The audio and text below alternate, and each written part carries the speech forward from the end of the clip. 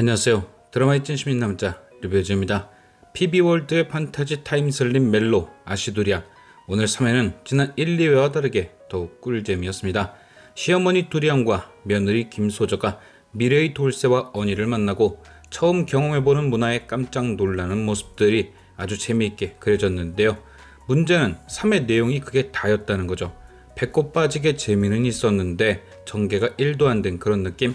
그러니까 결사곡 시즌 1 때 사피형과 신유신의 1시간 독대로 한 해를 보낸 것처럼 오늘 아시도리안도 딱 그런 느낌이었습니다. 1시간 동안 두리안과 소저가 화장실 찾고 배골았던 모습만 실시간으로 본 느낌. 진행된 거라곤 그게 다였죠.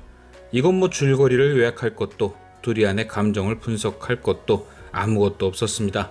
그래도 뭔가 리뷰를 해보자면 오늘 등장한 과거 씬으로 인해 분명 두리안과 소저가 미래로 건너온 이유가 있을 것 같다 라는 정도였는데요.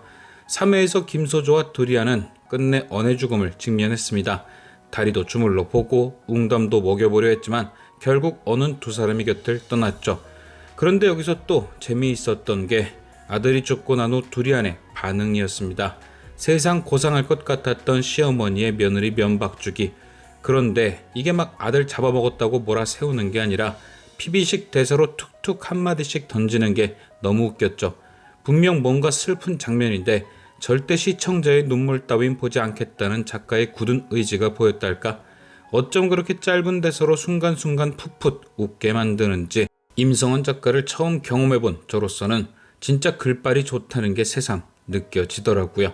어쨌든 이렇게 언니가 죽고 나서 시작된 시어머니의 면박 때문이었을까요?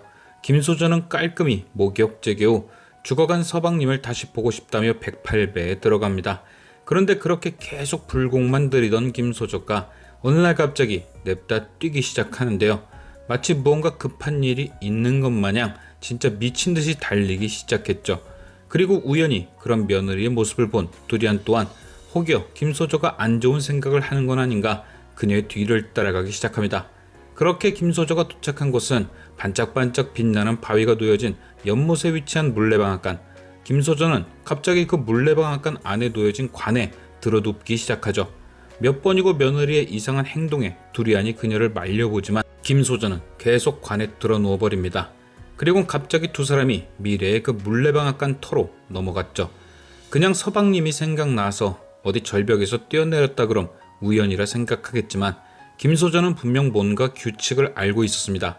그렇게 뛰는 내내 월식이 진행 중인 달을 쳐다봤고 우연히 몸을 던질 수 있는 곳이 아닌 관 속에 들어 누웠던 것이죠. 그래서 저는 누군가 김소저가 108배를 하는 동안 그녀에게 다녀간 것이 아닌가 합니다. 그녀의 정성에 감동해서 서방님이었던 언을 다시 만날 수 있는 방법을 알려준 것이죠.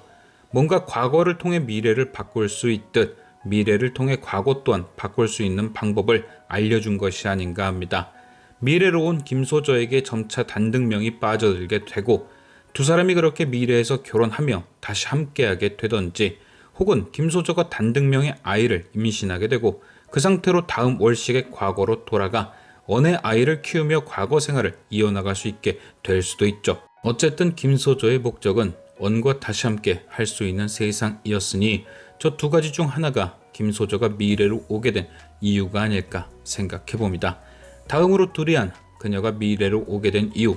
4회 예고를 보면 드디어 두리안이 과거 자신의 시어머니였던 백도이를 만나게 됩니다.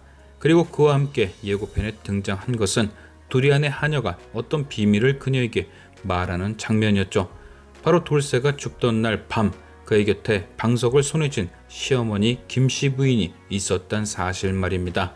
백도이를 만나는 장면과 그 얘기가 교차되어 예고편에 나온 이유는 그게 바로 두리안의 마음속 앙금, 그러니까 김씨 부인과 풀어야 할 숙제가 아닌가 생각됩니다.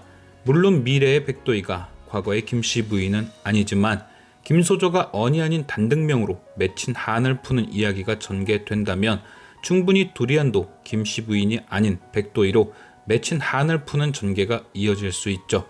예를 들면 두 사람이 과거 고부 사이에서 이런저런 한이 쌓였던 만큼 미래에서 다시 한번 고부 사이가 되는 겁니다. 그래서 그땐 조선시대였던 만큼 시어머니에게 하지 못했던 것들을 지금 미래에서 싹 다 풀어내 버리는 거죠. 오늘 3회에서 두리안과 김소저가 처음으로 TV를 경험하던 장면 기억하시죠? 저는 그 장면에 많은 의미가 숨어 있다고 생각합니다. 첫 번째는 단치정의 결혼이 깨지게 되는 이유. 그 TV 속 드라마에서 시어머니와 싸우던 예비 며느리는 현실에서 단치정의 연인인 고음이었습니다.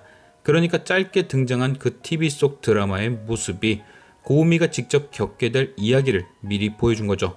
단치정과의 결혼을 반대하는 백도희와 그와 꼭 결혼해야겠다는 고음이가 딱 그렇게 싸우게 되는 겁니다.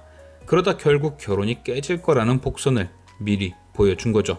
두 번째는 그 모습이 백도희와 두리안의 모습일 수도 있습니다. 단치정과의 결혼을 반대하는 백도희에게 두리안이 무조건 순종하던 과거와 달리 미래에선 당당히 맞서게 될 거란 복선인 거죠. 그래서 저는 두리안이 보던 그 TV 속 드라마가 꽤나 의미 있는 복선이 아닐까 생각이 되었고요. 어쨌든 결론은 두리안이 조선시대에선 절대 할 수 없던 모습으로 백도희에 맞서 과거에 맺힌 한을 풀 것 같습니다. 그렇다면 과연 두리안은 누구와 결혼해서 다시금 백도희와 고부 사이가 될 것인가? 가장 가능성이 큰 것은 과거의 한을 풀어야 하기 때문에 돌쇠의 환생인 단치감의 아내로 며느리가 될 확률이 가장 크죠. 물론 그 경우에는 이미 단치감이 아내가 있는 바 막장 불륜 코드가 들어가야 하기 때문에 선뜻 내키지는 않지만 단치감이 이은성과 이혼할 가능성도 있기에 살짝 기대는 해봅니다. 과거엔 이루지 못했던 돌쇠와의 재회를 말이죠. 단 과거의 두리안의 남편이었던 단치정이 아직 총각이고 두리안의 미모에 반한 듯한 모습이 예고편에 등장한 바 그의 방해는 어느 정도 감안해야 할 듯 합니다. 그 또한 과거 두리안을 엄청 원했지만 가질 수 없었던 한이 있기에 방해가 꽤나 거셀 듯 싶죠. 이렇게 두리안과 김소저가 미래에 온 이유는 과거의 한을 현대에서 풀기 위함이 아닐까요? 그리고 하나 더 덧붙이자면 과거 사람들과 현재 사람들의 모습이 정반대이기 때문에 백도희를 좋아하는 큰며느리 정세미의 과거를 추리해보는 것도 하나의 재미일 듯 싶습니다. 전생의 천민이자 김씨 부인에게 죽임당한 돌쇠는 미래에선 그 김씨 부인의 아들이자 귀족으로 태어났고 몸이 허약해 아내 하나 지키지 못했던 박일수는 아침마다 헬스를 다닐 정도로 건강한 바람둥이 단치정으로 태어났죠. 또한 과거 아들이 하나뿐이고 그마저도 시원찮았던 김씨 부인은 아주 잘난 아들을 3명이나 둔 아들부자 백도희가 되었습니다. 그렇다면 과연 갑자기 시어머니에게 고백 공격을 한 정세미는 과거의 어떤 모습이었을까? 아마도 대부분이 과거와 현재가 정반대인 만큼 김씨 부인에게 원한이 있던 누군가가 아니었을까요? 두리안의 친정 어머니나 돌쇠의 어머니 혹은 돌쇠만큼이나 구박받던 박씨 집안 몸종이었을 수도 있겠네요.